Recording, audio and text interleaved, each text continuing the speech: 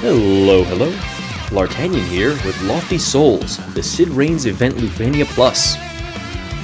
It's finally here, the Sid Reigns event we've been hearing so much about, and it's just about as bullshit as we had heard.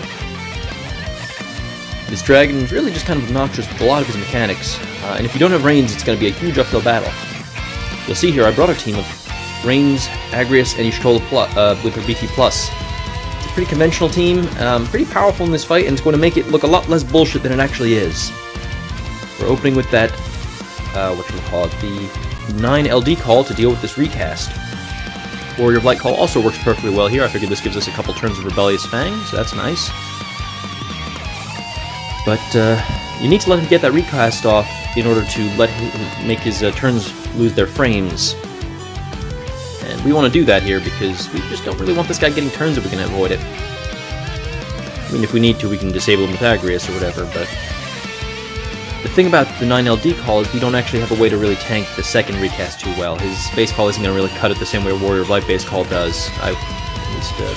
That's my suspicion anyway. We have not popped Y'shtola's burst yet because you can see, you know, above 80% the reductions aren't so bad that we need to rely on the Brave gain up, so we're just kind of dealing normal, good, tasty damage right now. I can definitely see this fight being a big challenge to those who don't have Reigns on their roster. It's a big part of why I decided to pull for him here.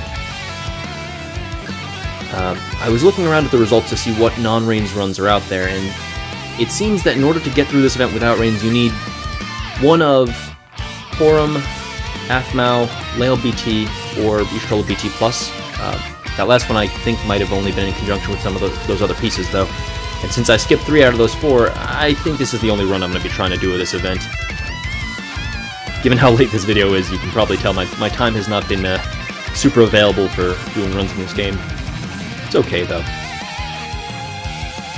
Ba-boom. I gotta say, Reigns he delivers in terms of both power and fun. I actually really enjoy using him. Look at Jesus, a million. That was a lot. It's a lot of damage. My God, that's a lot of damage. Now here we go. Below 80%, we're gonna go ahead and drop this Y'shtola BT+ effect because this guy's gonna start getting reductions, and we don't want to deal with that. We have a very battery heavy team, and we don't want our battery being reduced. So go ahead and yeah, dinky little 9 base call there just for the sake of getting it out there and getting that damage. And are you kidding me? I was trying to break him, and Brave. That's bullshit. Wait, does he become immune to break during? No, he becomes immune to instant break. I didn't know if he becomes unbreakable. Maybe he becomes unbreakable. That might be it. Either way, I remembered kind of being pretty salty when that happened the first time. So we're going to go ahead and actually give this guy a couple turns to let that Kurosame call tick up. The reason we aren't just, you know, flat out using both calls is because I had a feeling that we were going to want to give this guy a couple turns just to give us some breathing room here. We're not trying to do any sort of fancy zero boss turn run. We're just trying to kill him dead. We got our Brave gains up. We got Agrias with her battery. Just kind of pushing him back with Y'shtola. We have that second Reigns on hand, who will be instrumental during the second half of this fight.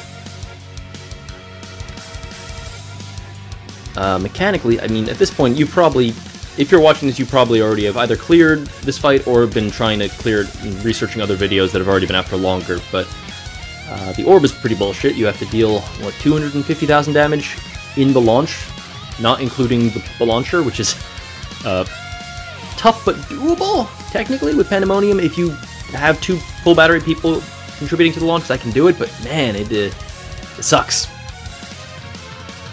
Definitely selling that Reigns air combo shenanigans, and gotta say, those air combos are pretty fun. I actually really like what Reigns brings, and he brings a lot. I mean, he's kind of broken, but he's broken in a way that doesn't feel as, like, mindlessly kind of one-note as some of the other broken characters we've seen. I like that he has turn manipulation in his kit. I like that he has the cleanse and, you know, dispel on his EX, which is probably more than he needs, but I appreciate it. It just, for a dude who sprouts 6 angel wings when he does most of his attacks, it's the kind of shit I'd like to see on a character like that. I often talk about how I'm all about feel in this game and how a character feels, and Reigns feels badass. Look at this shit. Boom. I know folks are a big fan of his alternate costume. I'm gonna probably stick with the base because, frankly, I like capes. I think capes are cool looking, so I'm probably just gonna keep his cape. Anywho, we're past 50% now. This guy puts up another HP shield and becomes undelayable again with his frame turn. So now we're going to go ahead and enchant Y'shtola, because we have some tomfoolery ahead of us.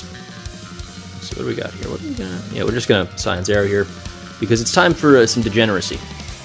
Tagging in the Rain's Friend. I don't have Aphmau, so I can't do the busted-ass Aphmau Rains combo. Rains Mao, as some have called it. What you may have seen it here and there. I know some people have actually been kind of struggling to make that combo work. From what I can tell, the gist of it is just, you know, Aphmau gives Rains more turns, and so Rains does more broken launches. And then he can pull Aphmau up to get more free turns. So you can kind of do what I'm doing here just the entire fight. And that just sounds pretty doofy.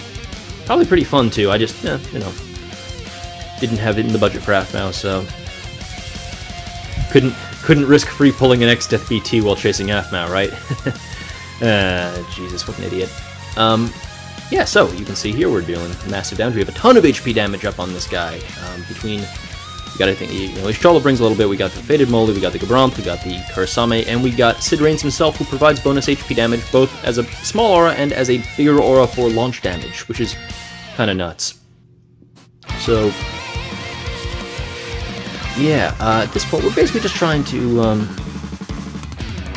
well, I summon here because I don't want his EX to run out, so I end up EXing instead of using that free skill 2, because Rains is not going to be running out of skills this fight, let me tell you that.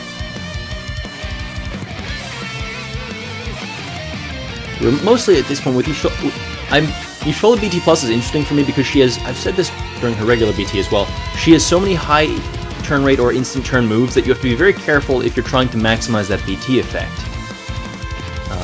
Otherwise, it can very quickly run out despite being 10 turns, which is kind of funny. So you'll see there, I have been spamming Scion's Arrow just for the sake of not turn jumping and running out of that effect. I guess I could have tried spamming Medica instead, but I was worried about turn rate. Anywho, just keep knocking them up and knocking them up and knocking them up. So much damage.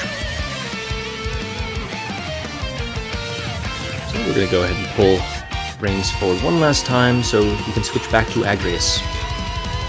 And that means that we can then... what are we doing here? We're just going to, drop the EX. It's not going to do that much damage. You'll notice that Y'shtola still has that nice Ice Enchant from Kurasame. Has had that the entire time because of that Rains-based degeneracy, so that's pretty great. A nice synergy between... Agrias and the Kurasame call, as I've said before, is if the enemy doesn't act, it doesn't tick down below 5. So we've been able to take advantage of that and keep that at 5 stacks, despite giving this guy the occasional turn. Obviously, his turns stay framed because he hasn't done his recast, but that's okay. We don't care that much about that. Alright, now that Y'shtola is all battered up, we can go ahead and... at this point, we're going to just, once again, try to tink as much damage into him as we can. It's not going to be much, but we're just trying to squeeze in what we can do here. Try to do some shaving and whatnot. I kind of like that Y'shtola's burst phase now has this kind of dual functionality where you can either just, you know, spam Scion's arrows and in order to do maximum damage with the Flatus Misery, or if you need something a bit more nuanced, I have actually found that I've still occasionally use it where I do Stone, EX Stone to get multiple delays. So I kind of appreciate the kind of dual functionality we have there. I've said this before, and I'm not the only one who says this, this game is all about decision points, choice points, being able to kind of have options and exercise those options, and that's kind of where the skill and where the fun of this game comes in, because if you're just... there's a reason we're playing this and not like some auto-clicker. Auto Farmer, Auto Dungeon, whatever, you know, those mobile games that play themselves. Try doing one of those and just... it's like, what's the point? Anyway. Just kind of doing damage with Y'shtola, that's solid stuff, we have the BT effect up. This guy's still framed, but that's okay. We're just trying to squeeze out as much damage as we can here to try to kill him before his turn comes up. One last Sid Rains LD should do the trick because, my god, look at this. End of the fight, and we are dealing 1 million damage in launch. There we go. Rains fight cleared pretty handily. I hope you enjoyed the video. Thank you for watching to the end, and I will see you in the next one. Adios.